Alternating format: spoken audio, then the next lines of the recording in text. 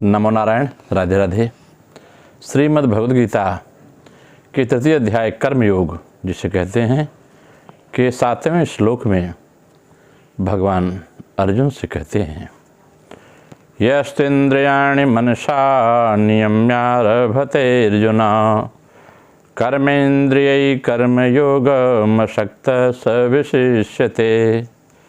इसका जो अर्थ निकल के आता है वह यह है कि हे अर्जुन, जो मनुष्य मन से इंद्रियों पर नियंत्रण करके आसक्ति रहित होकर निष्काम भाव से कर्मेंद्रियों और ज्ञानेंद्रियों के द्वारा कर्मयोग का आचरण करता है वही श्रेष्ठ है।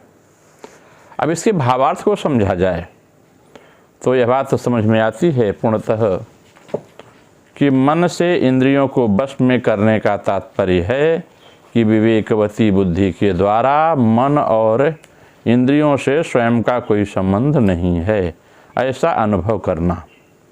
मन में इंद्रियों का नियमन करने पर इंद्रियों का अपना स्वतंत्र आग्रह नहीं रहता, अर्थात उसको जहाँ लगना चाहे वहीं वे लग जाती हैं और जहाँ से उनको हटाना चाहें वहाँ से वे हट जाती हैं। इंद्रियां बस में तभी होती हैं जब इनके साथ ममता मेरापन का सर्वथा अभाव हो जाता है। सर्वकर्म फलत्यागम ततः कुर्यतात्मवान, इसका तात्पर्य है कि वश में की हुई इंद्रियों के द्वारा ही कर्मयोग का आचरण होता है। आसक्त शब्द का प्रयोग है, इसका दो जगह आसक्ति दिखती है, एक कर्मों में और दूसरा उसके फलों में। समस्त दोष आसक्ति में ही रहते हैं, कर्मों तथा उसके फलों में नहीं। आसक्ति रहते हुए योग सिद्ध नहीं हो सकता, आसक्ति का त्याग करने पर ही योग सिद्ध होता है। अतः साधक को कर्मों का त्याग न करके उसमें आसक्ति का त्याग ही करना चाहिए। आसक्ति रहित होकर सावधानी एवं तत्परता पूर्वक कर्तव्य कर्म का आचरण किए बिना कर्मों से संबंध विच्छेद नहीं हो सकता। साधक आसक्ति रहित तभी हो सकता है जब वह शरीर, इंद्रियां, मन, बुद्धि को मेरी अथवा मेरे लिए न मानकर केवल संसार का और संसार के लिए ही मानकर चलता है। संसार के हित के लिए तत्परता पूर्वक कर्तव्य कर्म का आचरण करने में लग जाता है।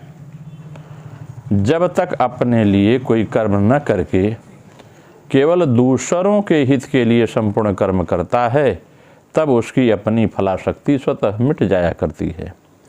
कर्मेंद्रियों से होने वाली साधारण क्रियाओं से लेकर चिंतन तथा समाधि तक की समस्त क्रियाओं का हमारे स्वरूप के साथ कोई भी संबंध नहीं है, परंतु स्वरूप से अनासक्त होते हुए भी यह जीवात्मा स्वयं आसक्ति करके संसार से अपना संबंध जोड़ लेता है। कर्मयोगी की वास्तविक महिमा आसक्ति रहित होने में ही है। कर्मों से प्राप्त होने वाले किसी भी फल को न चाहना अर्थात उससे सर्वथा असंग हो जाना ही आसक्ति रहित होना है। साधारण मनुष्य तो अपनी कामना की सिद्धि के लिए ही किसी कार्य में प्रवृत्त होता है, परंतु साधक आसक्ति के त्याग का उद्देश्य लेकर ही किसी कार्य को करने में जुड़ता है। जब ज्ञान योगी और कर्म योगी दोनों ही फलेच्छा और आसक्ति का त्याग करते हैं तब ज्ञान योग की अपेक्षा कर्मयोग अधिक सुगम सिद्ध होता है। कारण यह है कि कर्मयोगी को फिर किसी अन्य साधन की आवश्यकता नहीं रहती, जबकि ज्ञान योगी को देहाभिमान और क्रिया पदार्थ की आसक्ति मिटाने के लिए कर्मयोग यानी निष्काम भाव से कर्म करने की आवश्यकता रहती है। कर्मयोग में आसक्ति का त्याग मुख्य है, जिससे कर्मयोगी को समबुद्धि की प्राप्ति हो जाती है। इसलिए भगवान कहते हैं कि कर्मों का त्याग करने की आवश्यकता नहीं है, बल्कि आसक्ति रहित होकर कर्म करने की आवश्यकता है। कर्मों का त्याग करना चाहिए या नहीं, यह देखना वस्तुतः गीता का सिद्धांत नहीं है। गीता के अनुसार कर्मों में आसक्ति ही दोष होने का कारण है, इसलिए कर्मों में आसक्ति का ही त्याग करना चाहिए। कर्मयोग में कर्म सदा दूसरों के हित के लिए होता है और योग अपने लिए होता है। अर्जुन कर्म को अपने लिए मानते हैं, इसलिए उन्हें युद्ध रूपी कर्तव्य कर्म घोर दिख रहा है। इस पर भगवान स्पष्ट करते हुए कहते हैं कि आसक्ति ही घोर होती है, कर्म नहीं। अगर कर्मेंद्रियें पद से हाथ, पैर, बाणी आदि को लिया जाए तो देखिए सुने तथा मन से विचार किए बिना कर्म कैसे होंगे। अतः यहाँ सभी करणों अर्थात अंतःकरण और बहिकरणों को भी कर्मेंद्रियां माना गया है गीता में, क्योंकि इन सबसे कर्म होते हैं। जब कर्म अपने लिए न करके दूसरों के हित के लिए किया जाए तब वह कर्मयोग कहलाता है। अपने लिए कर्म करने से अपना संबंध कर्म तथा कर्मफल के साथ हो जाता है, और अपने लिए कर्म न करके दूसरों के लिए कर्म करने से कर्म तथा कर्मफल का संबंध दूसरों के साथ तथा परमात्मा का संबंध अपने साथ हो जाता है, जो कि सदा से है।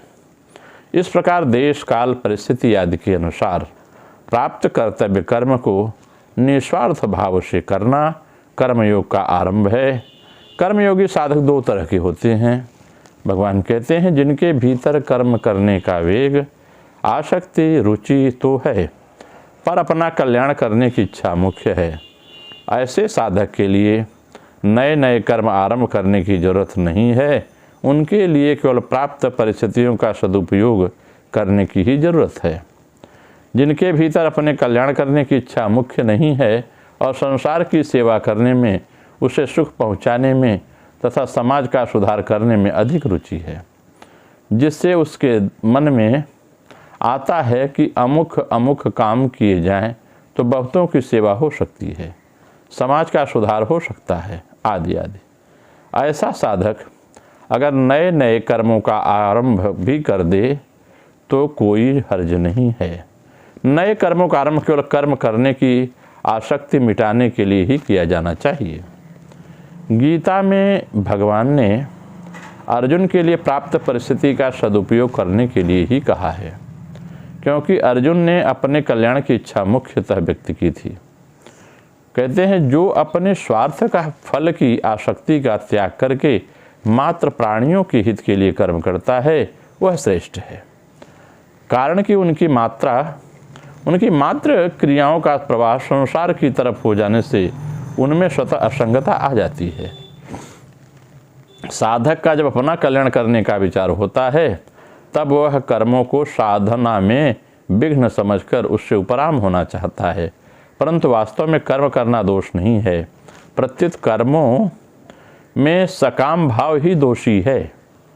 अतः भगवान कहते हैं कि बाहर से इंद्रियों का संयम करके भीतर से विषयों का चिंतन करने वाले मिथ्याचारी पुरुष की अपेक्षा आसक्ति रहित होकर दूसरों के हित के लिए कर्म करने वाला व्यक्ति श्रेष्ठ है। वास्तव में मिथ्याचारी पुरुष की अपेक्षा स्वर्गाद की प्राप्ति के लिए सकाम भावपूर्वक कर्म करने वाला भी श्रेष्ठ है। फिर दूसरों के कल्याण के लिए निष्काम भावपूर्वक कर्म करने वाला कर्मयोगी श्रेष्ठ है। इसमें तो कहना ही क्या है। जब अर्जुन ने इस प्रकार का प्रश्न किया कि संन्यास और योग दोनों में कौन श्रेष्ठ है, तब भगवान ने उत्तर में दोनों को ही कल्याण करने वाला बताकर कर्म संन्यास की अपेक्षा कर्मयोग को श्रेष्ठ कहा। कर्मयोग ही श्रेष्ठ है। यहाँ भी इसी आशय से स्वार्थ भाव का त्याग करके दूसरों के हित के लिए कर्म करने वाले कर्मयोगी को श्रेष्ठ बताया गया है। अपने में कल्याण की इच्छा हो, स्वभाव में उदारता हो, हृदय में करुणा हो, अर्थात दूसरों के सुख से सुखी और दूसरों के दुख में दुखी हो जाए, और ये तीन बातें मुख्य होने पर मनुष्य कर्मयोग का अधिकारी हो जाता है। कर्मयोग का अधिकारी होने पर कर्मयोग सुगमता से होने लगता है। कर्मयोग में एक विभाग कर्तव्य का है, कर्म का है, और एक विभाग योग का है। प्राप्त वस्तु सामर्थ्य और योग्यता का सदुपयोग करना और व्यक्तियों की सेवा करना यह कर्तव्य है। कर्तव्य पालन करने में संसार से माने हुए संयोग का वियोग हो जाता है, यह योग है। कर्तव्य का संबंध संसार के साथ है और योग का संबंध परमात्मा के साथ है। अगर हम इसकी क्रिया योग के माध्यम से व्याख्या करते हैं जिसे आध्यात्मिक व्याख्या कहते हैं, तो यह बात स्पष्ट होती है। जिसे कहते हैं, लहड़ी महाशय जी ने इसे भाषित किया था आज से 200 साल पहले, जो क्रिया की परावस्था में रहता है उसके पास मन कहाँ है कि कर्म करें। क्रिया की परावस्था में मन के स्थिर होकर रहने पर भी बाहर से कुछ कार्य हो सकते हैं। जैसे हम सब खूब सोए हैं और बाहर की किसी घटना को नहीं समझ पाते, तब भी कभी कभी शरीर खुजलाते हैं। ठीक उसी प्रकार मन ब्रह्म में लगा रहता है और तो भी अभ्यासवश बाहर के काम होते रहते हैं, परंतु उसमें आसक्ति नहीं रहती। कर्मेंद्रियों के द्वारा उनके कर्म होते रहते हैं, परंतु उनका मन भगवत चरण में पड़ा रहता है। इस प्रकार योगी का चित्त शुद्ध हो गया है, यह समझना चाहिए। अतएव उनके कर्म फल का त्याग आसक्ति के न होने से फिर क्या संदेह हो सकता है। अशुद्ध चित्त का लक्षण इसके विपरीत होता है, अर्थात बाहर का काम करता नहीं, आसन मार कर बैठता है, खटाखट माला भी जपता है व्यक्ति और फांस श्वास क्रिया करके प्राणायाम भी करता है, परंतु साथ ही मन में विषय चिंतन भी करता है। हो सकता है वह 3 घंटे का आसन पर बैठे, परंतु उसका मन 3 मिनट के लिए भी एकाग्र नहीं हो पाता, भगवत चिंतन में 3 मिनट के लिए भी नहीं लगता। क्या विषय चिंतन करने से कहीं मन स्थिर होता है? और जब तक चित्त अशुद्ध है तब तक विषय चिंता विषय की चिंता से आप दूर नहीं हो सकते। तथा फिर क्या उपाय है? इसका क्या है रोना? खूब जोर से अपने को नियम में रखना पड़ेगा, उनको पुकारना और मन ही मन भगवान को बतलाना पड़ेगा। विषय रस भी तो मधु है, इस मधु के लोभ में सारे मन भ्रमर व्याकुल हो जाते हैं। इस मधु को वही नष्ट कर सकते हैं, इसीलिए उनका नाम मधुसूदन कहा गया है। कृष्ण को मधुसूदन भी कहते हैं। परंतु मन लगाकर जो क्रिया करता है उसका मन उनसे ही समर्पित हो जाता है और भगवान भी उसी मन को ग्रहण करते हैं। अतः उनका मन जब भगवान ग्रहण कर लेते हैं तो स्थिर हो जाता है। ऐसा मन या मन का प्रसन्न भाव ही उनका प्रसाद है, भगवान की कृपा है। नमो नारायण। राधे राधे। आप सबका मंगल हो।